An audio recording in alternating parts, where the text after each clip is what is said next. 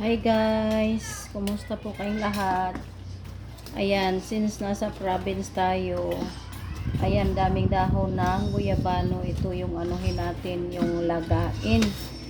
Dahil si guyabano daw, ang sabi, kung may sakit ka daw sa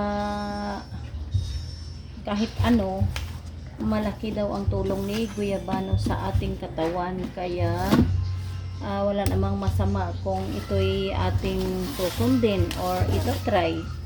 So kaya ngayon nagtry ako mag ano ng guyabano. Ayan oh, marami akong guyabano oh. Ayan si guyabano. Maglaga tayo nito. Ito yung ano natin, inumin or ginagawa ko ito ng tea araw-araw. Sa umaga pagising ko, isang baso, at saka bago ako matulog, isang baso. Ito talaga ang sikreto ng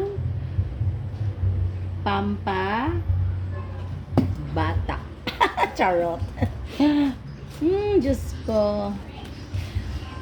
Oo nga, sabi ng ano, sabi ni Ate Google at saka ni Kuya Google, Ate Google at saka Kuya Google 10 times daw ito sa chemotherapy.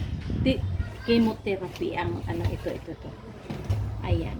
Kaya subukan natin. At saka guys, sa totoo lang no, ano ko na to, ginagamit ko ito for 5 years na. I swear. Kaya maniwala kayo sa hindi. Ito talaga yung gamot ko sa mga UTI, sa kahit ano. Ang maintenance ko nung pumunta ko dito sa Davao, alam nyo ba, isang pouch ang dala kong maintenance sa ano, sa high blood.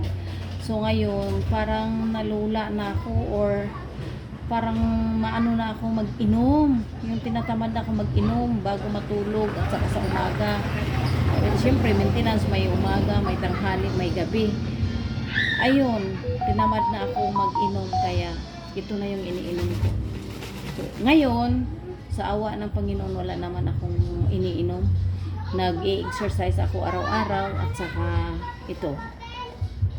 Nakatulong naman din sa awa ng Diyos. Ngayon hindi na ako nagiinom ng ano, hindi na ako nagiinom ng maintenance ko, yung mga amlodipine, mga ano yon, rovastatin. Ano ba yun? Rovastatin ba yun? Ano? Basta yun. At saka telmisartan, at saka ano yun? Din ang katapusan. Ayan. Hindi ko ma-memorize dahil ayaw ko nga siya mahalin, dahil ayaw kong i-intake siya daily. Mas maigi pa ganito na lang dahil malaki ang tulong at saka natural na gamot sa katawan. So, try lang natin to guys.